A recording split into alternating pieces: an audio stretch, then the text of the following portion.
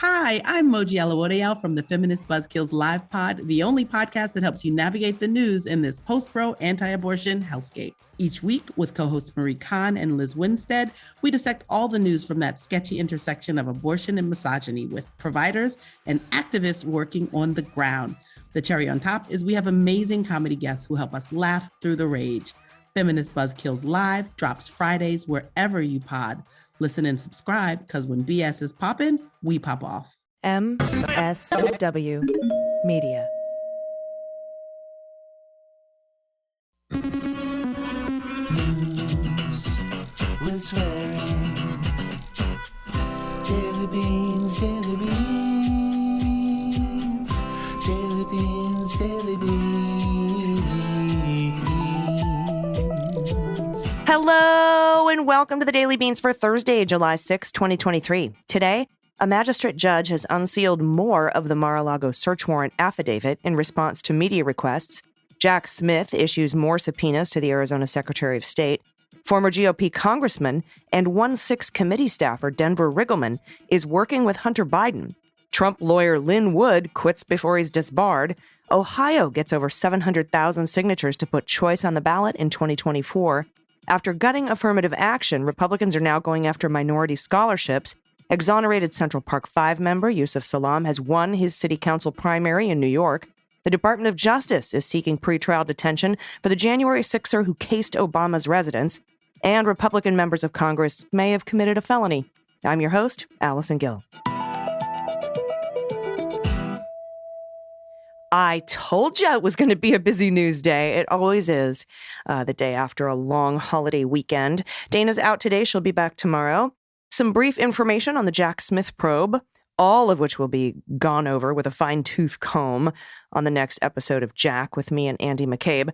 First, more of the Mar-a-Lago search warrant affidavit was unsealed. I've read it once. I've read it twice. I don't see anything new.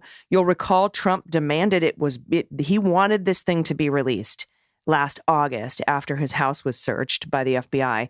And Garland called his bluff and released it. But what they released back then was pretty heavily redacted. The new version out today has lifted some of those black bars, just enough to reveal pretty much everything we read in the indictment. I don't really see anything else. If I do, I'm going to check it again because, if I don't see anything new and then I don't see anything new the second time, I feel like I need to go over it a third time. But it seems like everything that we were hoping would be in the indictment was in the indictment. It's a very thorough indictment. If you've read the indictment, I think you'll have it all. Now, I've put up a Twitter thread where I went through it page by page and line by line and have outlined in little red boxes what is newly released information. You can read that at my Twitter account at Mueller, She Wrote. It's just photos of this. I've got a link to it as well. You can see what is newly released and go over it yourself and decide if you've heard of it before. If you've been listening to the Jack podcast, though, you probably know it all already. Or if you've listened to, like, Ali Velshi read the entire indictment, you'll be pretty much up to date. A lot still remains redacted, which is appropriate in an ongoing investigation. And we know it's an ongoing investigation because Jack Smith just sent out another round of subpoenas in the documents case. Like just now, like just recently from Miami. Right after the indictment, after the arraignment. And speaking of arraignment, Walt Nauta is supposed to be arraigned today, July 6th. We'll see if the magistrate judge, which is not Judge Aileen Cannon, by the way, we'll see if he lets him delay it again, or if he holds his feet to the fire and appoints a public defender, or just lets him pro hoc vice himself or pro se himself, right? Like, because the court requires another lawyer to be part of the bar in the Southern District of Florida to sponsor his lawyer, Stanley Woodward. But the court can say, we don't need it for arraignment, but get one for the trial, They can do that. I don't know if they will. I don't know if they'll get a public defender in there. Or they could force Walt Nauta to represent himself, pro se, right? Just be like, all right, you're your own representation just for this arraignment, for the purposes today.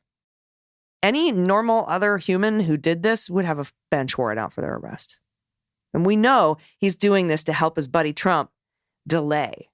Because today, I should say, July 6th, is also the day that Trump's response is due to the Department of Justice's filing for the SEPA schedule and the trial being on December 11th and the new schedule for SEPA proceedings. Right, that's the Confidential Information Procedures Act stuff, all the classified documents. That whole timeline, Jack Smith has already submitted it. It says we're going to trial on December 11th. And Trump's reply to that filing is due today, July 6th. Well, it's been delayed now to July 10th now. Trump has till July 10th because of Walt Nauta not being able to be arraigned. Would that push that back further? Because July 14th is the SEPA hearing. It could push everything back if he's not arraigned today. So we'll find out how that goes. New subpoenas have been issued in the Arizona Secretary of State's office. These subpoenas come from Jack Smith. This time they're seeking information on lawsuits the Attorney General joined to overthrow the 2020 election. Arizona Secretary of State was also subpoenaed at the end of last year. Of course, we have a new Secretary of State now, our friend Adrian Fontes. Remember him? He's been on the show a couple times. But the previous Secretary of State, but they subpoena the office, not the person, just so you know. Like now I'm suing, my former agency for wrongful termination when Trump and his administration investigated my podcast, removed me from my job. I'm in litigation with the Secretary of Veterans Affairs. At the time, it was Wilkie. It was Trump's appointee. Now it's McDonough. And I feel bad. I'm like, I'm sorry, bro. It's not you. It's not personal. It's just the VA. The same thing here, right? Secretary of State was subpoenaed at the end of last year by Jack Smith, and Arizona electors were subpoenaed over a year ago by Merrick Garland, long time ago. Not Merrick Garland personally, but Jack Smith isn't sending out these subpoenas personally either, just designating pre-Jack Smith, post-Jack Smith. And Trump lawyer and sanctioned member of the Crack and Strike Force has been granted retired status as an attorney, which avoids disbarment.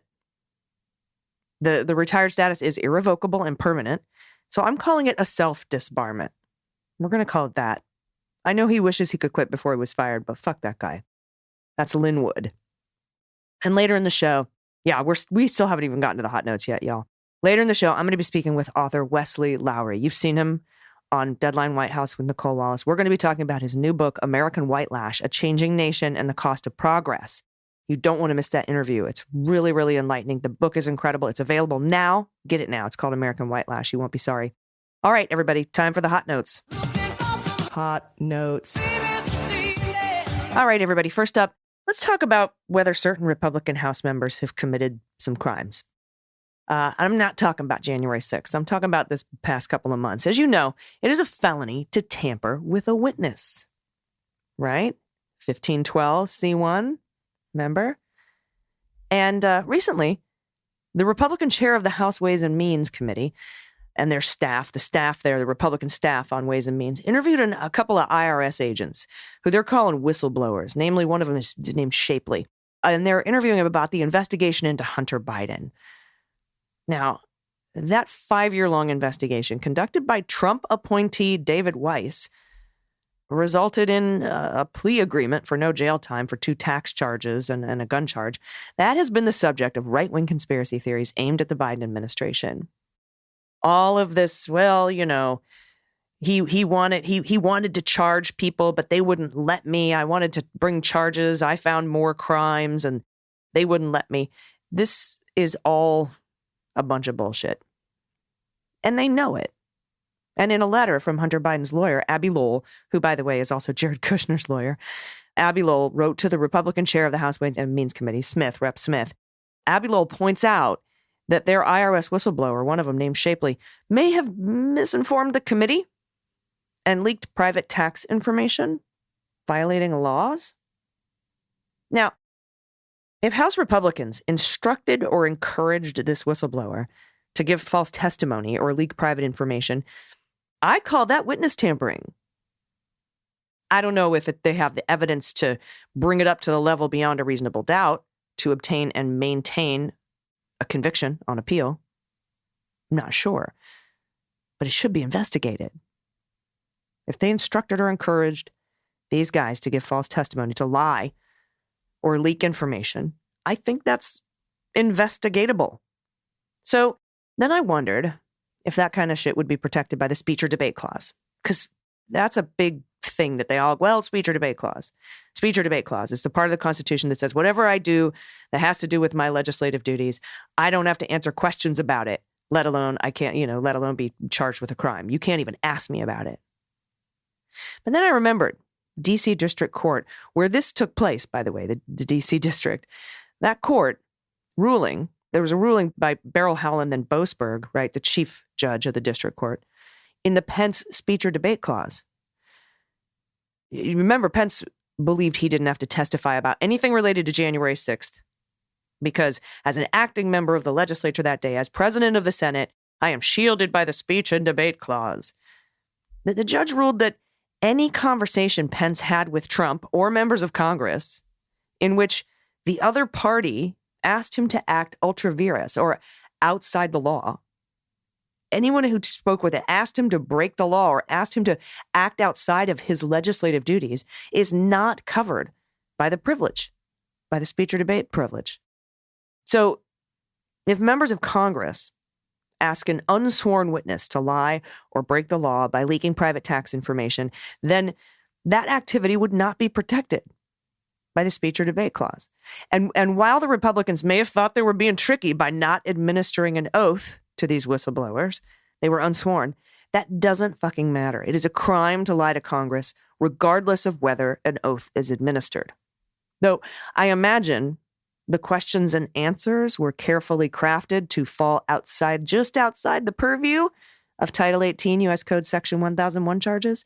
Probably not enough. Remember when Sessions was, I did not have any contact with the Russians. I didn't meet with the Russians. And he fucking did at the Mayflower. And we know it. But that wasn't considered a chargeable lie. Because in his mind at the time, he was answering a question about, did I have any scheduled meetings, official meetings with the Russians? There's 1001 charges are really tough. You got to be Mike Flynn or Roger Stone to get 1001 charges, or Donald Trump. There's a couple of 1001 charges against Trump and Nauta in the documents case. So I would like a Senate investigation with criminal referrals potentially made to the Department of Justice. Can we get on that? That'd be great. All right, speaking of Hunter Biden and Republican conspiracy theories, I've been talking about the probable fabrication and tampering of emails on the infamous Biden laptop, the Hunter Biden laptop, for a long time now, citing an old investigation into the metadata of some of the information showing that attachments to emails on those hard drives were created in Europe in 2019, 6 months after the laptop was purportedly abandoned at the Mac shop in Delaware. And right at the time, in the week that Rudy was over there, visiting Firtash with his fraud guarantee pals. That whole crew. And that's where more bullshit the House Republicans are crying about came from, including that FBI Form 1023 they were all hemming and hawing about, and they had to go view it in a skiff. And they're like, oh my God, we have an informant, and there's tapes, but he could be dead, and there was somebody named One Eye, and, that whole just fakakta shit show about the 1023. And then it turned out it was a tip from Rudy to the FBI that the Trump administration decided was worthless because it came from information from Malachevsky, who has now said on tape, there are tapes, Raskin has tapes saying, I never fucking talked to the vice president, Biden, at the time. No, there were no bribes. No, there was no cash exchanging hands. We didn't even have any contact. The whole thing fell through the floor, much like everything the Republicans investigate. Anyhow, back to the validity of the Hunter Biden material. We know Hunter has been thinking about suing. Well, today we learned former Rep. Denver Riggleman of Virginia, who served as a senior technical advisor to the House Select Committee investigating January 6th, is working now with the legal team advising Hunter Biden. Riggleman's work with Hunter Biden is focused on assessing data issues, and he has assisted Biden's lawyers as they contend with congressional inquiries and evaluate GOP claims made about his conduct. That's according to 3 people with familiar. Riggleman's work with Hunter Biden was confirmed on Tuesday by Kevin Morris, a lawyer and confidant of the president's son. Quote, Denver's been assisting us with data analysis since last year. he said to CBS News. He is an invaluable resource. We have made tremendous strides in untangling the massive amount of corruption and disinformation involved in this story. There will be much more coming to the public. What I see happening is this whole story being put together about the laptop from a data and fact point of view. And I firmly believe that there are authentic emails on those hard drives that were stolen and hacked from Hunter Biden. And then there are fabricated emails that are uploaded that will have metadata that shows they were uploaded over in Vienna, where Firtash was meeting with Fruman, Parnas, Rudy Giuliani, Derkach, and Sorkin. That's what I think. And that all of that was uploaded onto a laptop by Rudy and left at the Mac store. That's what I think. Anyway, they say a lot more will be coming out. And Riggleman said in a statement Tuesday he and his associates are working with Hunter Biden's attorneys. I and my forensics, data, and telephony team are conducting data investigations and analysis for Hunter Biden's legal team. That's what he said, with a concentration on data across the spectrum. Riggleman's efforts have brought him into Hunter Biden's circle, and he's also provided the president's son with insights into House Republicans and their methods. Because he's a former House Republican, Mr. Riggleman. On Monday, they said Riggleman was at the Four Seasons in D.C. for a meeting with Hunter Biden's lawyers. I need to stop by the just Four Seasons restaurants and just hang out and see who fucking meets there. Seems to be the place. I mean, if you can book it, right? Otherwise, you end up at Four Seasons Total Landscaping. Tuesday evening, he was at the White House as one of the former members of the Hunter Biden team invited to celebrate the July 4th holiday. For Hunter Biden, the coming months could be a critical period. Although a plea agreement with federal investigators was announced last month on tax fraud and gun possession charges, congressional Republicans, as I said, have expressed outrage about the deal, vowing to move forward with their own investigations separate from the 5-year-long criminal investigation conducted by a very powerful, super independent Trump appointee. You're going to do better. Who are you going to make criminal referrals to? Fucking idiots. Riggleman's work with Hunter Biden's team has included reviewing Republicans' claims related to a laptop that the lawyer for a Delaware computer repair shop owner says was left by Hunter Biden in 2019, which was later provided to the FBI under subpoena. CBS News last year was provided a copy of those data by the lawyer for the repair shop and conducted an independent analysis led by 2 cyber investigators from Minneapolis-based Computer Forensic Services. Riggleman spent months, those with knowledge said, providing digital forensics analysis for the Biden legal team on whether any data linked to Hunter Biden, such as text messages, has been distorted or fabricated. And we know in this Abby Lowell letter, he says that screenshot you've been seeing from a WhatsApp message from Hunter Biden, I'm here with the big guy, he's sitting right next to me, we're going to do this, with the Bublowski is the person he was sending the message to. We've learned that's fake. And Abby Lowell says that in the letter. The picture, first of all, is from 2022 at the Easter egg roll at the White House. The text is blue, and it's WhatsApp, it should be green. So this is fabricated. And Abby Lowell, I'm wondering if he learned that from Riggleman and what else he knows. Because he has also said in that letter to House Republicans, particularly House Ways and Means Committee, that chain of custody for the laptop is fucked and that a lot of it is fabricated. So I can't wait to know what they know. I think there'll be a lawsuit, and I think it will all come out in the complaint. Next up, from Kyle Cheney at Politico, the man arrested last week for breaching the Capitol on January 6th drove a van full of weapons to Barack Obama's neighborhood before his June 30th arrest, appearing to target the former president's home after Truth Social posts from Donald Trump revealed Obama's address. This is Taylor Taranto. He was arrested June 29th after a foot pursuit near Rock Creek Parkway. That capped a week-long period in which his erratic and menacing behavior escalated the urgency from law enforcement to find him and capture him. It was only after he entered Obama's Secret Service-protected neighborhood that officials were able to track his movements closely. Taranto, speaking on a live stream, discussed finding an entrance to the Obama home via the sewer. In the days prior to his arrest, Taranto had broadcast threats to blow up the National Institute of Standards and Technology, warned Speaker Kevin McCarthy he can't stop what's coming, and entered an elementary school near the Maryland home of Rep. Raskin while live streaming apparent threats to the Democratic congressman. The filing paints a remarkable picture of a man addled by conspiracy theories who acted so erratically he was banished from a protest site organized by supporters of other January 6th defendants who had access to an arsenal of weapons prior to his arrest.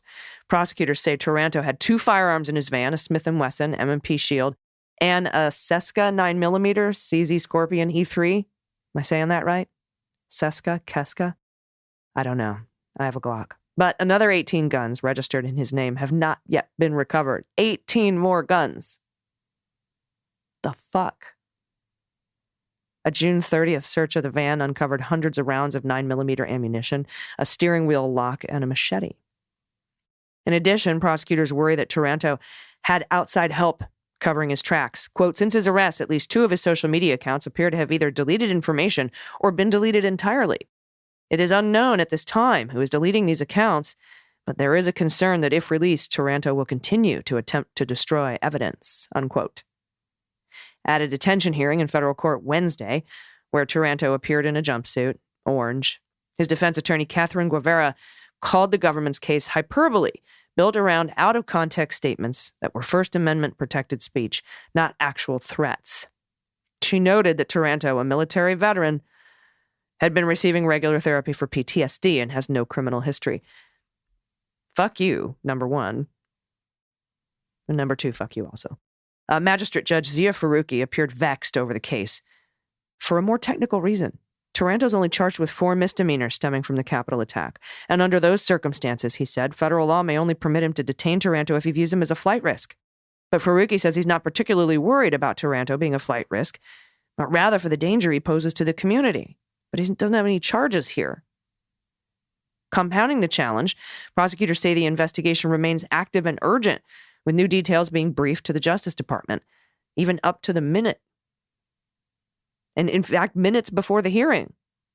If Taranto is charged for conduct pertaining to his actions in recent weeks, that could change the calculus, but he hasn't been charged yet. Faruqi made no decision on Taranto's pretrial detention yesterday, but will continue the hearing today. On Thursday, Taranto's wife was present in the courtroom and was prepared to testify about arrangements she would make at her home if Taranto were released on pretrial conditions. Hurry up, charge him. I mean, find evidence, do it right. Next up from Jones at NBC, the GOP's war on racially diverse college campuses was never going to be confined to the party's war on affirmative action. In fact, Republican efforts to ban diversity, equity, and inclusion programs on college campuses, curb free speech around progressive causes, and restrict classroom discussions on social inequality all limit higher education from becoming more amenable to students, particularly non-white students. And now it appears Republicans are setting their sights on another tool used to foster campus diversity: minority scholarship programs. On Thursday, the Republican Speaker of the Wisconsin State Assembly suggested he'll move to ban grants designed for minority undergraduate students. Ban them. The Speaker, Robin Vos, responded to a tweet claiming a minority scholarship program designated for students who are Black, Indigenous, Hispanic, or of Laotian, Vietnamese, or Cambodian descent is discriminatory. In his response, Vos, who's under criminal federal investigation, by the way, seemed to embody the conservative fervor to block racial minority groups from higher education. His tweet came just hours after conservatives on the Supreme Court gutted affirmative action policies in college admissions, showing his eagerness to end minority scholarship programs. He was champing at the fucking bit, waiting for this. And he later retweeted a user who claimed Ivy League schools hate rural whites, suggesting his apparent push to end minority scholarship is thinly veiled white. This guy is such a piece of shit. He's also been a vocal opponent of diversity, equity, and inclusion efforts, DEI, referring to programs within the University of Wisconsin as indoctrination, despite a racist incident at the Madison campus making headlines in the spring. Although Wisconsin is operating with a projected $7 billion budget surplus, Vos and Republicans in the state legislature voted to cut $32 million from the UW system's budget, unless it agrees to use the funds for workforce development instead of DEI efforts. The GOP plan to seek to cut nearly 200 DEI jobs on UW campuses. Last week's Supreme Court ruling gave conservatives the go-ahead to hack away at campus integration and diversification plans, and there's no question many of them are happy to do just that. It's going to keep happening since this decision came down. In some better news, groups that support reproductive rights submitted more than 700,000 signatures to put an amendment guaranteeing access to abortion in Ohio before voters this November in 2024. That's 70% more than they need to make the ballot. 70% more. Ohioans United for Reproductive Rights backed up a U-Haul at the Secretary of State's office on Wednesday to turn in their petitions.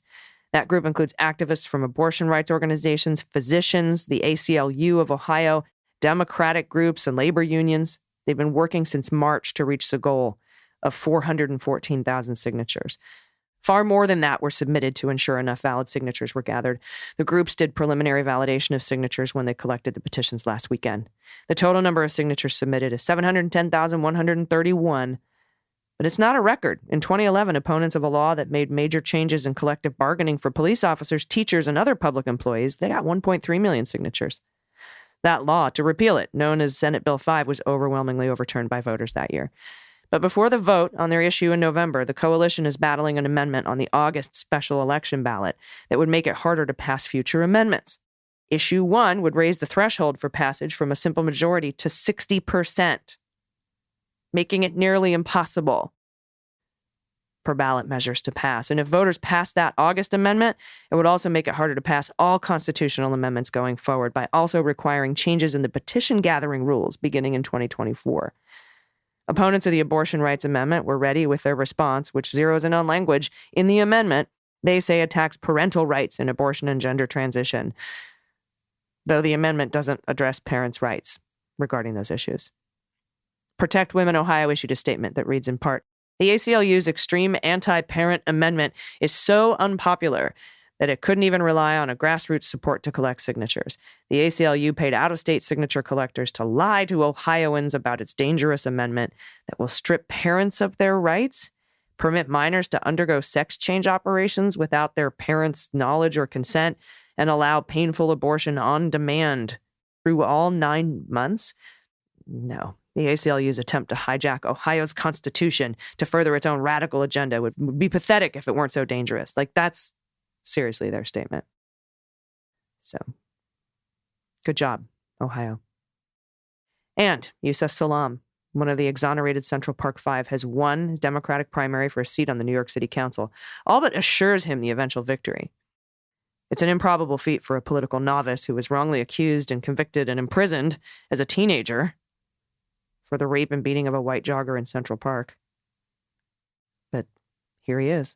The Associated Press refrained from calling the race on election night, but vote tallies released Wednesday showed him to be the clear winner to represent Central Harlem. Salaam is not expected to face a serious challenge in November general election, if any. It is time, he said, for a new Harlem renaissance. Quote, "To have a voice from a person who's been pushed into the margins of life, someone who has actually been one of those who has been counted out, is finally having a seat at the table," Salaam said in an interview Wednesday. "Harlem is such a special place that it is known as the Black Mecca. What happens in Harlem reverberates around the world." Salaam and the 4 other Black and Latino teens from Harlem became known as the Central Park Five after their arrest in 1989 in the headline-grabbing rape, one of the city's most notorious and racially fraught crimes. He served nearly 7 years in prison before the group was exonerated through DNA evidence. Donald Trump, who in 1989 placed full-page ads in 4 newspapers before the group went on trial, headlining "Bring Back the Death Penalty," later refused to apologize, saying all 5 had pled guilty, a reference to their very coerced confessions. Salaam reminded voters of that in April, putting his own full-page ad, headlining "Bring Back Justice and Fairness," in response to Trump's indictments. On that note, I will be right back with Wesley Lowery. We're going to discuss his new book, American White Lash, A Changing Nation and the Cost of Progress. You don't want to miss it. Stick around. We'll be right back. After these messages, we'll be right back. Hey, everybody, it's AG, and I want to check in with y'all about Netroots Nation. You might remember I mentioned last month I'm excited to be going to Chicago July 13th through the 15th for Netroots Nation. This is the largest gathering of progressive activists in the country. It happens every year in a different place, and this year it's in the fantastic city of Chicago, one of my favorite places, and you should come too. Netroots Nation is part learning about issues, part skills building, part rallying the folks who do the work, and part fun. Some people come for their jobs. Lots of people come because they just care a lot about what citizens can contribute to politics. For everybody there, it's eye-opening, inspiring, and a chance to connect. The organizers just announced the agenda of training sessions to help you be more effective in the activism you do. You should check it out. It's at the Netroots Nation website, which is netrootsnation.org. There's one on relational organizing that I think might appeal to Beans listeners. You know, vote blue and take someone with you. Sound familiar? There'll be broadcasters and podcasters set up at Media Row where I'll be and at the convention, and maybe we'll run into each other there. I'll probably be doing some interviews with folks that I meet. I know it'll be great. I'll update you on planning for Netroots as we get closer, including info about keynote speakers. And remember, Netroots Nation organizers have given us a discount code. Just enter promo code DailyBeans, all one word, to get 10% off the price of your ticket. They've got a discounted hotel block too, so go to netrootsnation.org and register so that we know you're coming. Hey, everybody. Welcome back. Happy to be joined today to discuss how a series of events led to an increase in white racist aggression, especially in the post-President Obama era. We're going to be talking with the Pulitzer Prize winner and author of the new book, available now wherever you get your books. It's called American White Lash, A Changing Nation and the Cost of Progress. Please welcome Wesley Lowery. Hi, Mr. Lowery. How are you? I'm doing well. It's Wesley. I'm doing well. I know. Is it doctor? Is it Mr. Pulitzer Prize winner? Mr. Lowery. No, that's my dad. That's my dad. Anyway, I'm so happy to talk to you today. You know, I chewed through this book and I have to say I'm so glad all these amazing books that I've read about backsliding into white supremacy cover Reconstruction up until 2016. And, and you're very aptly focused on more recent events. And I think that really fills an information gap. I think it increases the body of knowledge. And I wanted to talk to you about it today. What prompted you to write this book? Well, I think that for me, as a reporter who covered issues of race and justice, as Donald Trump took office and we saw the kind of empowerment and emboldenment of this white supremacist movement, right? And I mean actual avowed racist, right? And they're in the streets, they're doing Nazi salutes, they're holding homicidal rallies in Charlottesville. I saw a need to try to, just as a journalist, I saw a need to document what had happened, to tell the stories of the people who had lost their lives, but then also to try to place it in some type of context. And it was impossible to understand what was happening in 2017, 18, 19 without understanding what had happened before that, without understanding the response and the reaction to the Black presidency. And you can't understand that without understanding both this era of multiracial democracy since the 60s and our long history of, in moments where we take steps towards multiracial democracy and a multicultural society, there being a violent backlash to it. Yeah, and I wanted to bring up the point that a lot of scholars and academics have brought up, that it's this kind of white supremacy, this white racist aggression that became, prevalent post-Obama, but was given a megaphone by Donald Trump, who made it okay to be openly racist again, make being racist great again. I think was kind of what we saw happening, especially since Charlottesville. Since he came down the golden escalator. I mean, the dude's been this way since, we just had one of the exonerated Central Park Five win his primary to be city council member. Yes. And Trump has been doing this just since way back in the day when he took out that full page ad. But you tie it into the entire history of backsliding into white supremacy. And I think that's really important. But also, you talk about what these academics have found to be the driving factor, the animus behind January 6th. Most of these rioters and seditionists don't come from red rural areas. They come from purple districts who fear the great replacement. And so talk a little bit about how that ties into Obama's presidency specifically and what Donald did to sort of amplify it, to light the fuse. Sure. I mean, as you know, there's nothing new under the sun, and we have a long, rich history in our country of having these moments where political movements rise to oppose steps towards multiculturalism, urbanization, technological advances, and the advancement of more multiracial democracy.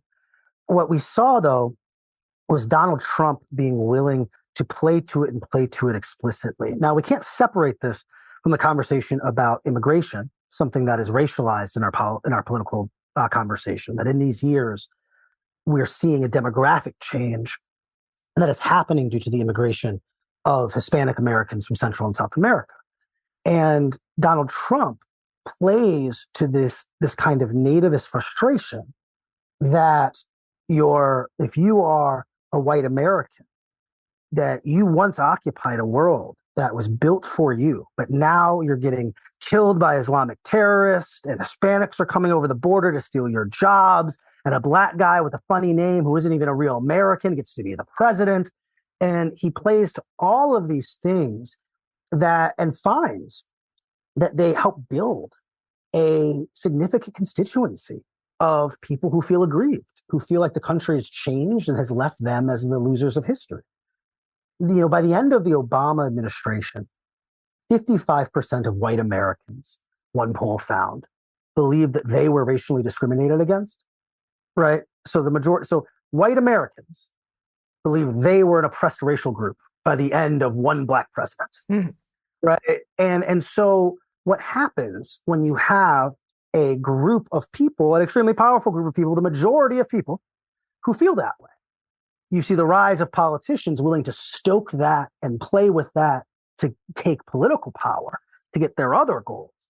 And unfortunately, when that type of animus is stoked, it results in violent treatment towards the people who are being dehumanized, towards immigrants, towards Muslims, towards Jewish Americans, towards Black Americans.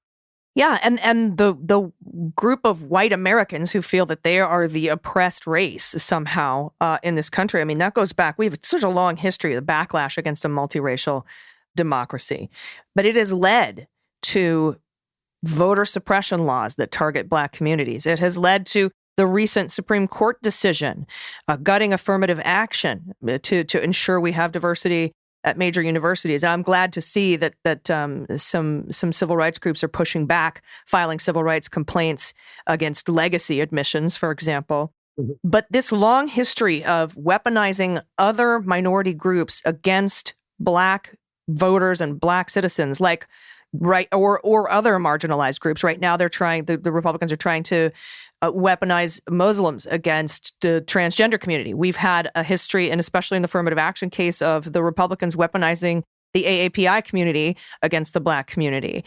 And talk for a minute about your thoughts on this SCOTUS decision. I mean, there were two that targeted marginalized communities that push back against a multiracial and diverse democracy with the affirmative action and the ruling against the LGBTQ plus community. Speak a little bit about that. I mean, because all of what you talk about in this book is what has led to these types of voter suppression laws and Supreme Court decisions. Sure. That I think that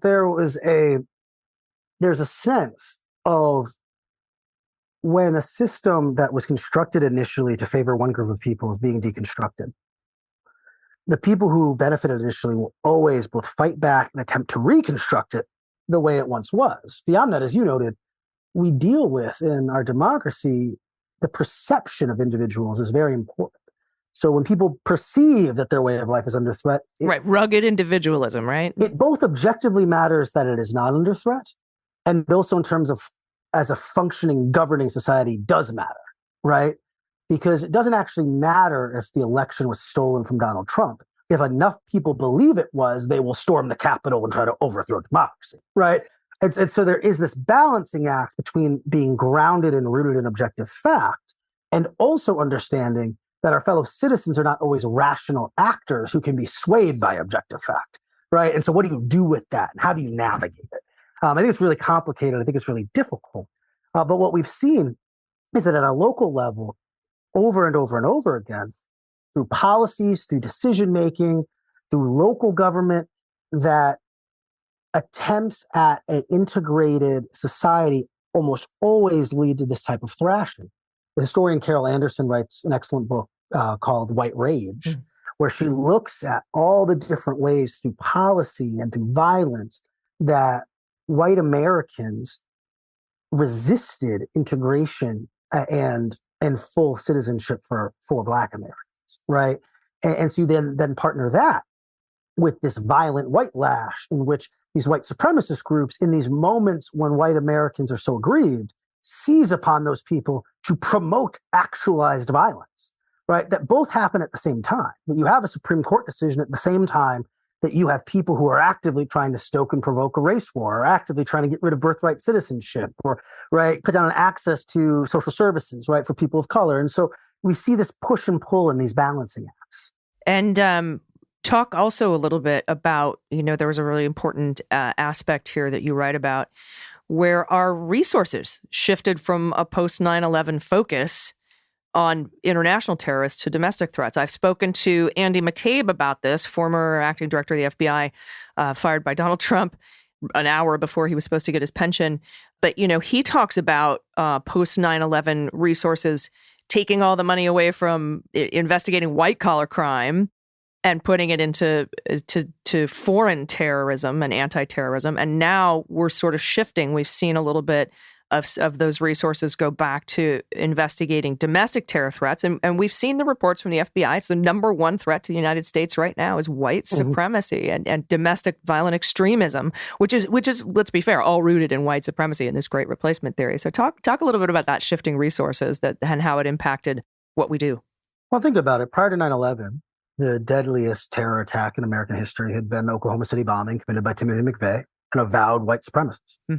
And so up until 9/11, we would have imagined that a top priority of domestic law enforcement would have been combating and dismantling far-right movements. Now, what is true, though, is that some of the failings and attempts to do this ended up handcuffing our law enforcement, right? So we see the disasters at Waco. We see the disaster at Ruby Ridge. We see these moments where law enforcement screws up in its attempts to deal with far-right political figures in ways that then only stoke more recruitment, more frustration. And so the FBI, in some senses, pulls back a little bit and doesn't have its foot on the gas in the same way.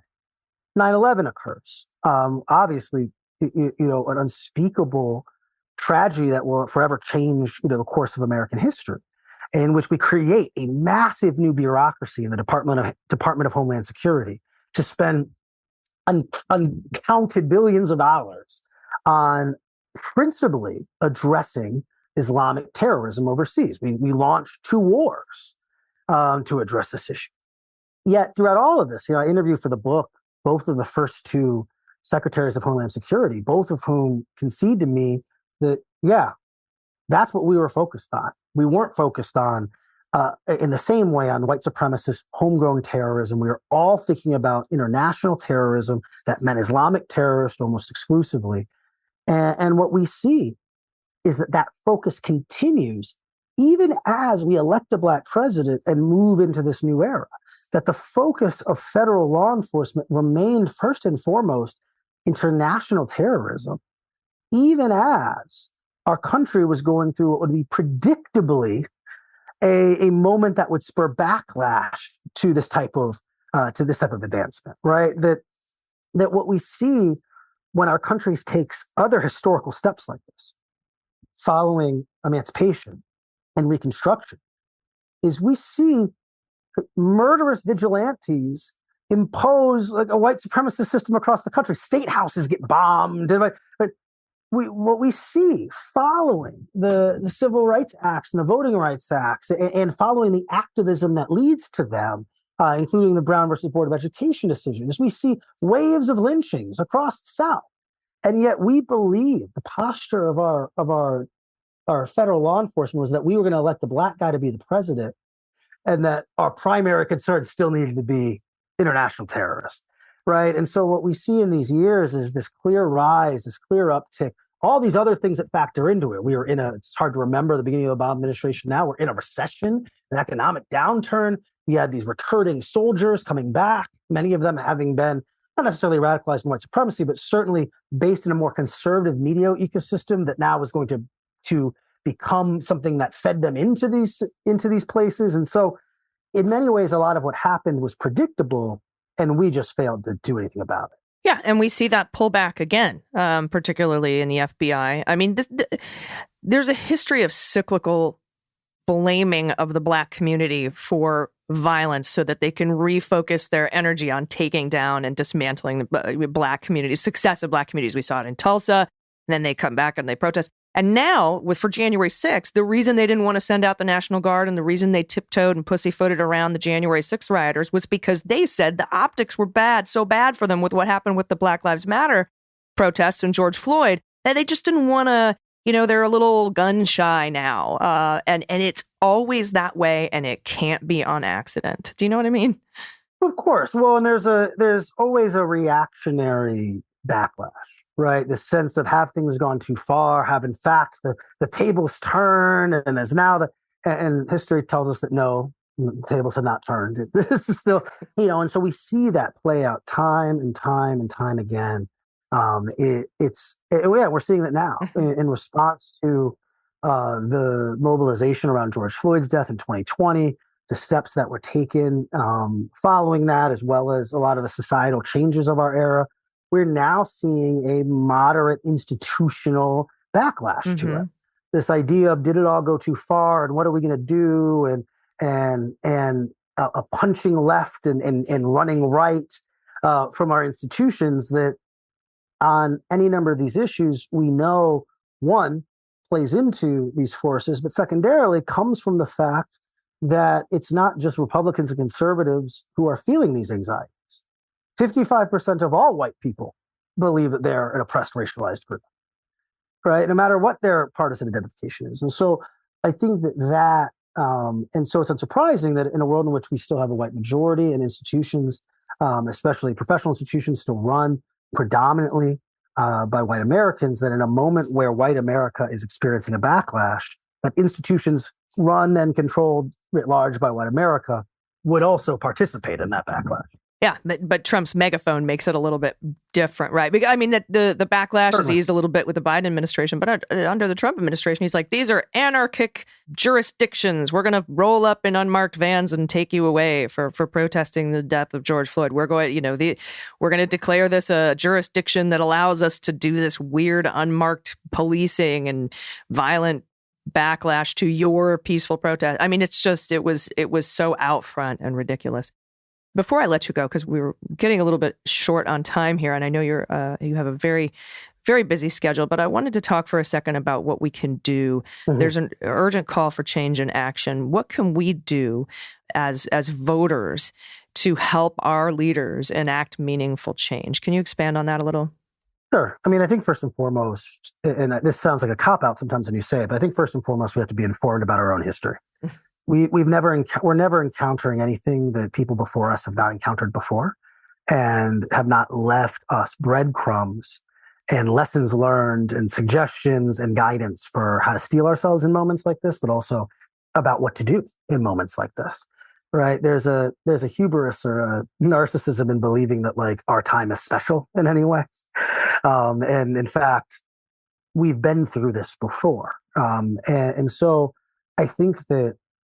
For me right now, a lot of that is reading about the 1920s in particular, the rise of the Klan during those years, the reactionary movement that followed.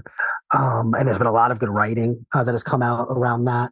I think secondarily, I think that we have to be willing to use that knowledge once we have it, to name things what they are and call them for what they are. I think that's important. But then beyond that, I think we have to expect that and demand that of our leaders and our leadership as well. Right. The one thing that we know, and we're seeing this play out, right? Well, one thing we know is in our democracy, the way it's set up is that it actually doesn't take very many people to be particularly motivated about something to change things for an entire country. Right. We've seen so much play out in school boards around various issues over these last few years. And the reality is it's probably 1% to 5% of Americans who've participated in this at all, in terms of actually showing up, being at the meetings, right? But it has implications for the entire country.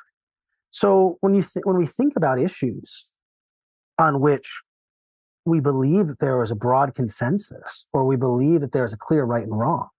It doesn't take that many people being motivated and showing up to move the needle on those things in a national sense. And so I think that that's important. I also think what's hard and what we have to remember is that these are things that take long periods of time, and nothing does happen quickly.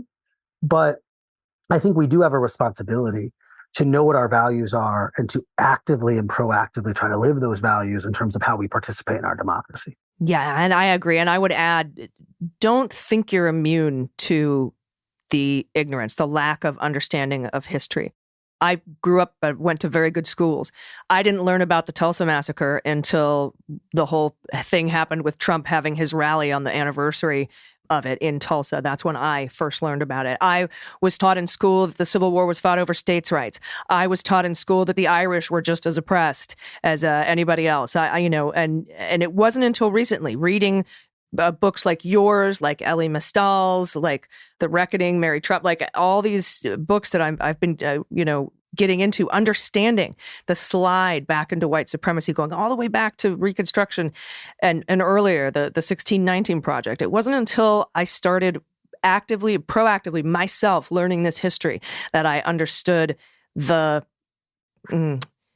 Supreme Court rulings, the impact that it has today on marginalized communities. So I really encourage you to get out of your own head and know that there are things that you don't know and how important it is to look at this history and stand up for this history at your local school boards and your local city councils. I think that that's a good place to start too. Of course. Well, we never stop learning. And I think that we have to remember, it's not something we have to feel ashamed or embarrassed about, that so much of this history was actively hidden from us, that we were actively lied to about so much of it, right? And that history is a participatory process where we are still discovering what the truth of America is, right? Because there are things we are literally still unearthing and still uncovering.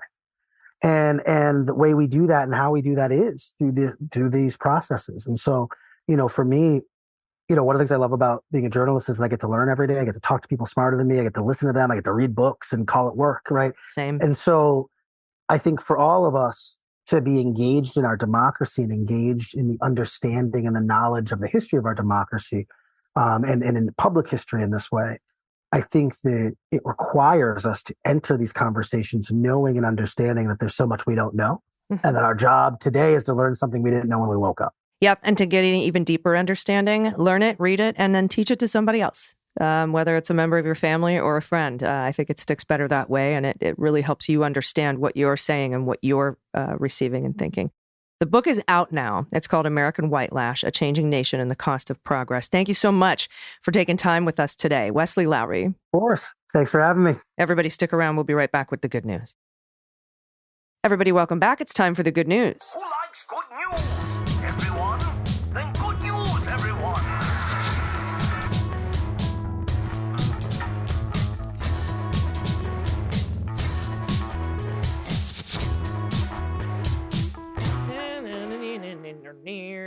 Good news, good news. And if you have good news, confessions, corrections, you want to play what the heck wine, I want to hear shouts to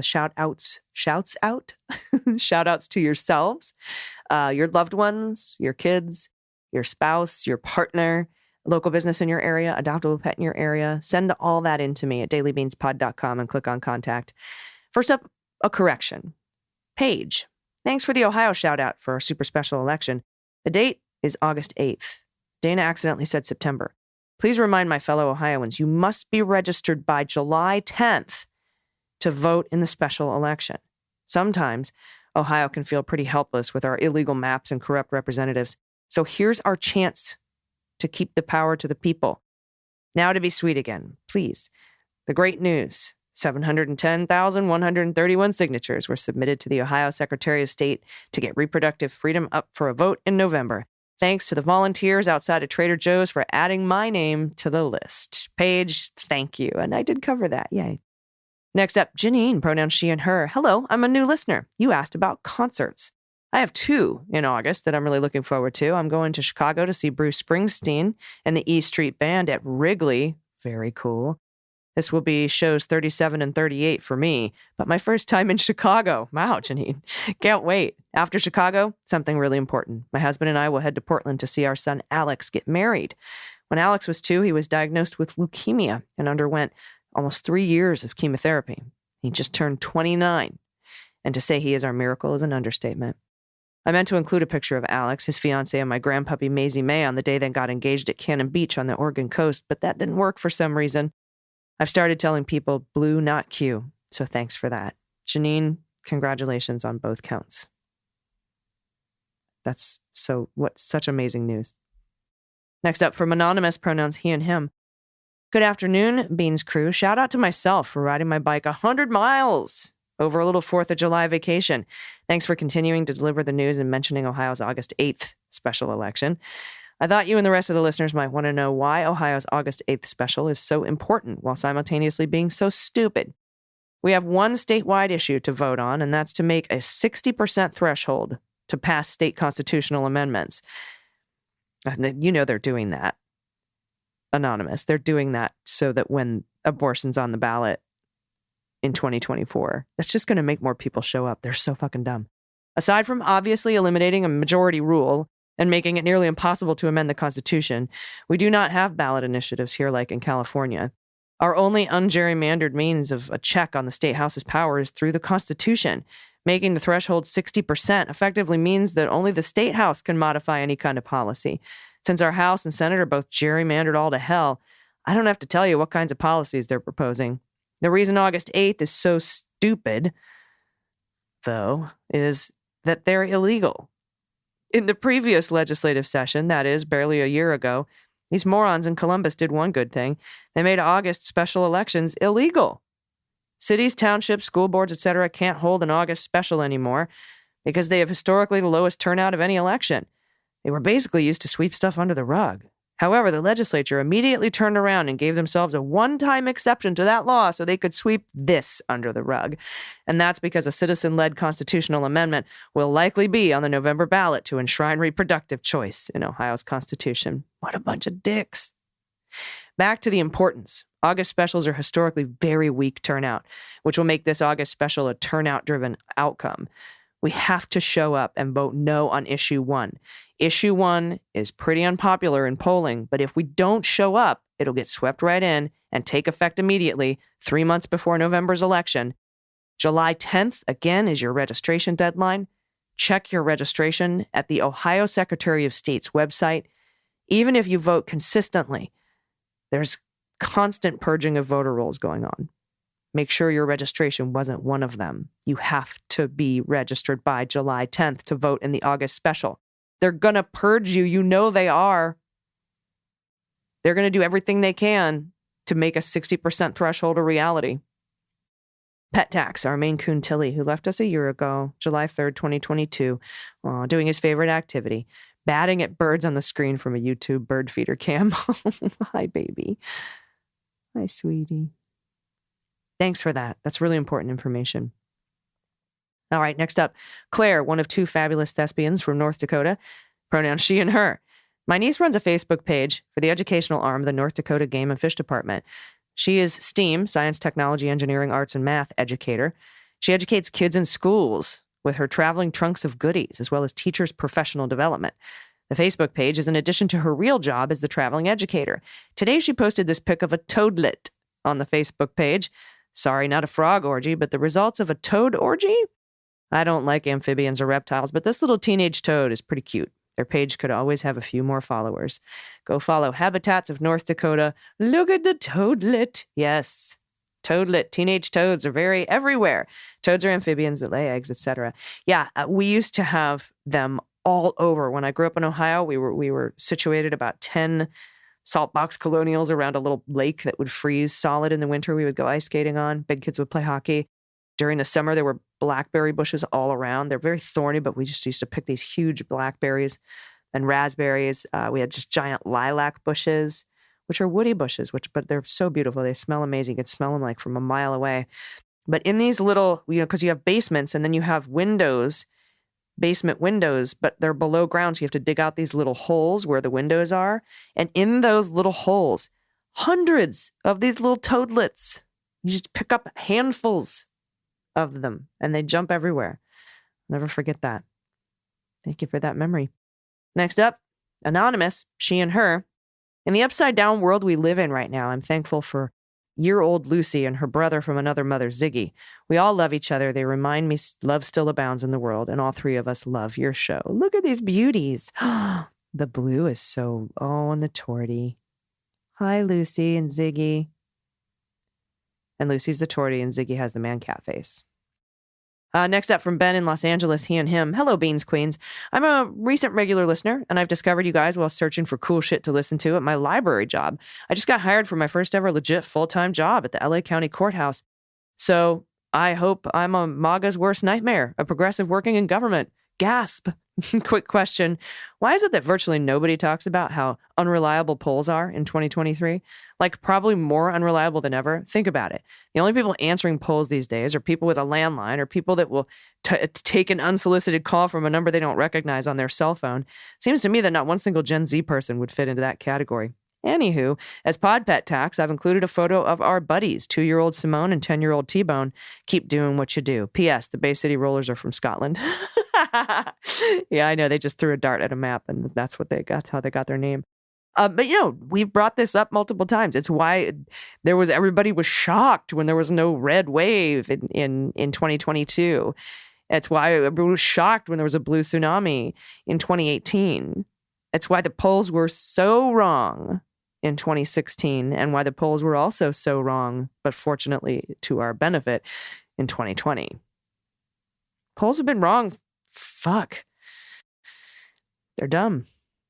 Anyway, beautiful kitty picture. Thank you. Next up, Kimberly, she and her. Hello, Allison and Dana. This is an addendum to the story you shared about the awful Erica Marsh Twitter account that harassed Allison online. Yesterday, Terry Canfield, yes, I saw her piece, Kimberly, who has also been subject to awful online harassment from numerous accounts, gifted a Washington Post article on Mastodon titled "A Viral Left-Wing Twitter Account May Have Been Fake All Along. The Erica Marsh account shows how rage baiting remains a powerful way to win attention and score political points." Yep, I read it and tweeted about it. The investigative reporter from WAPO, Drew Harwell, who is also active on Mastodon, was not able to find any indications info that would confirm Erica Marsh is a real person. Twitter, of course, had no comment. Important reporting on fake accounts and the damage they cause, though, especially since you've been harassed by that account. So I thought I'd pass it along. Thank you, Kimberly, for the link. It'll be in the show notes. Okay. And Kimberly goes on to say, love the show, listen daily. I've been doing so since the kitchen table days. Nice. For pet tax, I've attached a picture of our wee Kiwi when she was just a 2-pound puppy. Oh my God, this little girl is 13 years old now. Slowing down a bit, but she's still mischievous. No need to guess her breed. She's a toy poodle. Yes, she is. She's adorable. Oh, a black toy poodle with some auburn highlights. Very nice. And from Alex, pronouns he and him. 3 days will be in my head forever. August 16th, 2010. I was diagnosed with a degenerative, fatal, and completely untreatable neurological disease with a life expectancy of 35. September 14th, 2019.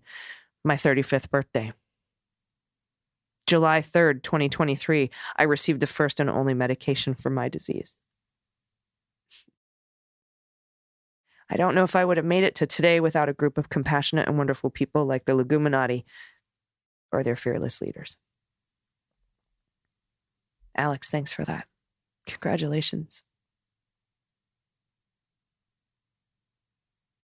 Okay. We'll be back tomorrow with Dana. Send your good news to us at dailybeanspod.com and click on contact.